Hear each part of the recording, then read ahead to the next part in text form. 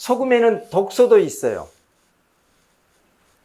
소금 속에 들어있는 대표적인 독소가 핵비소예요. 독소가 비소죠, 비소. 그걸 핵비소라고 하는데, 자, 비소. 이건 사약의 원료예요. 사약을 내릴 때 이걸 못 끄는 거예요. 그리고 정치적으로, 고대로부터 정치적으로 암살할 때, 정치적으로 자연스럽게 그 사람을 죽일 때, 왕이나 어떤 권력자를 죽일 때 비소를 조금씩 섞죠. 주로 순, 납이나 순, 비소보다 하여튼 비소. 이것들을 음식 속에 교묘히 섞죠. 그래서 서서히 죽어가게 만들죠. 그래서 암으로 죽게 만들고, 그때 당시도 뭘로 죽게 만들고, 여러 가지 형태로 해서 죽어가게 만들죠. 몽고 제국이 망할 때요, 연달아 5명의 황제가 바뀌는데, 아마 5명이 바뀌는데 한 3년이 채 안 걸렸어요. 제가 알기로 뭔가 수치가 다를 수 있지만, 그러니까 그 짧은 순간에 그러니까 죽으니까 자꾸 어린 황제들이 나오죠. 그러면 순식간에 이제 자기들끼리 싸우면서 무너진 거죠. 사약의 원료지만은요, 강력한 항암 치료에 쓰이고요.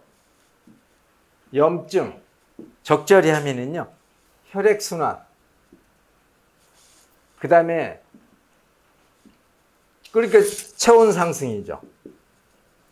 면역 증가. 그래서 한방에서 이 비소를 써서 한약 처방을 하는 처방들이 있는 거예요. 그러니까 독도 어떻게 쓰냐에 따라서, 무엇이든 간에 어떻게 쓰냐에 따라서 독이 될 수 있고 약이 될 수 있고, 사람을 죽일 수도 있고, 생명체를 죽일 수도 있고, 생명체를 살릴 수도 있고. 그래서 소금 속에 들어있는 여러 가지 성분들을 이것은 좋으니 나쁘니 이렇게 말할 필요가 없다는 얘기, 우리가 모르는 거죠. 우리가 제품이 칼슘이죠. 그 다음에 마그네슘이죠. 우리 다 알고 있는 거예요.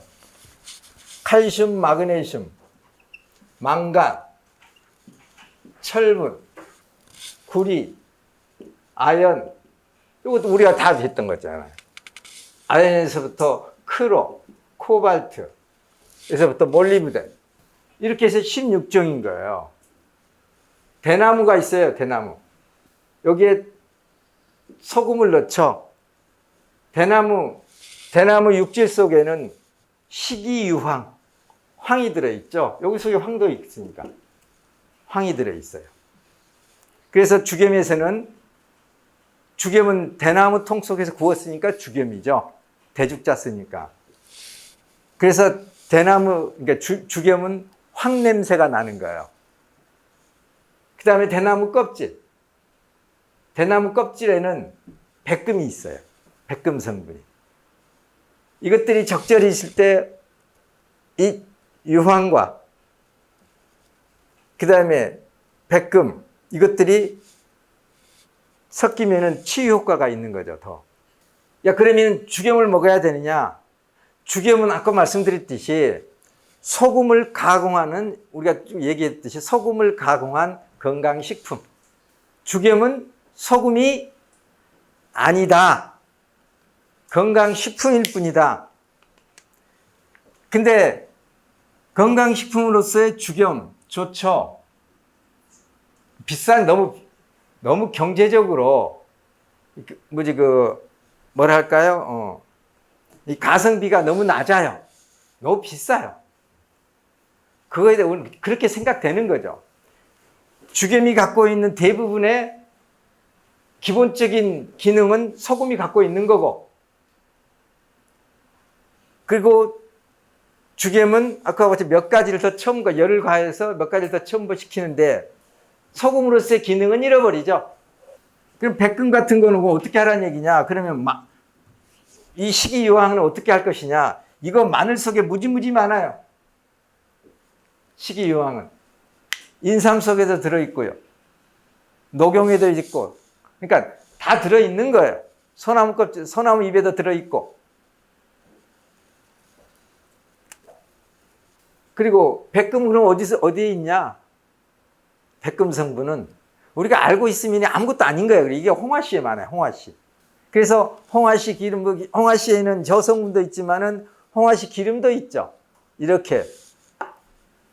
그러니까 결국 우리가 어떤 성분이, 어떤 약재가, 어떤 식물이 몸에 좋다 그러면 결국에는 뭐냐면은 어떤 미네랄이 더 많이 있느냐 그 차이예요. 그러면은 이러한 미네랄 종합적으로 기본 베이스를 갖고 있는 게 소금이에요, 소금. 나트륨인 짠맛을 나타내는 나트륨만이 아니라 소금은 우리 몸에 필요한 종합 미네랄제다. 그리고 이 종합 미네랄, 우리 몸속에 있는 총 미네랄은 우리 몸에 약 물 빼고 수분 뺐을 때 약 4%다. 이 4%. 요건 약 80여 종이 있는데 소금 속에 있는 거다. 그대로 다 있다. 단지 우리 몸속에 있는 미네랄 종류는 종합 미네랄제인 소금보다도 나트륨 함량이 낮을 뿐이다. 우리 몸에서는 0.9%, 우리 몸에서는 0.9% 소금이 약 1%라고 했을 때 나머지 그럼 3%가 나머지 미네랄 얘기예요. 소금이 우리 몸속에 생긴 미네랄 중에서 나트륨이 약 1%, 0.85% 정도, 약 0.9%가 미네랄이고 소금이 나트륨이고, 그리고 또 황, 대량 미네랄이죠. 황과 칼륨, 이것들이 가장 많은 미네랄이죠. 칼륨과 황, 이것들이 대부분을 차지하고 나머지는 아주 미량이에요. 그러니까 우리 몸이 뭐냐면 소금 덩어리. 여름에는 땀을 많이 흘리니까 소금 덩어리인 우리 몸이 이 소금이 많이 빠져나가요. 그래서 여름일수록 더 짜게 먹어야죠. 그리고 물을 많이 먹게 되면 무조건 미네랄이 빠져나가요. 즉 소금이 빠져나가요. 소금 하면은 짠맛을 이제 딱 버려야 돼. 소금은 생명이에요, 생명. 생명이에요, 생명. 그래서 우리 몸에 생명을 불어넣는 거예요. 요거 뭐죠? 요게 피혈자죠. 그래서 피에 생명이 있다고 그랬어요. 그러니까 소금이 없으면 오늘 못 사는 거예요. 근데 소금을 자꾸만 천덕꾸리로 만드는 거예요. 혹시라도 아직도 이렇게 짜게 먹어도 돼요 하시는 분들요, 소금량이 중요한 게 아니라 우리가 소금을 섭취할 때 소금량이 중요한 게 아니라 소금 속에도 칼륨 들어있어요. 나트륨 들어있어요. 근데 소금 속에는 칼륨보다 나트륨이 훨씬 많이 들어있죠. 근데 칼륨, 식물이 광합성 작용할 때 식물 몸체에 많이 집어넣는 게 뭐냐면은, 빨아들여서 집어넣는 게 뭐냐면은 칼륨이에요. 그리고 바닷물이 증발해서 소금을 만들 때 많이 거기서 83종의 원소 중에 많이 집어넣는 게 나트륨이에요. 식물은 땅에 있는 미네랄을 80여 종의 미네랄 쫙 빨아들일 때 특히 많이 축적시켜 놓은 게 칼륨이에요. 그래서 나트륨을 바다의 미네랄, 칼륨을 땅의 미네랄이라고 하는 거예요. 그래서 내가 이렇게 짜게 먹어도 돼요가 중요한 게 아니라, 그건 중요한 게 아니고 내가 채식을 얼마나 하느냐가 중요한 거예요.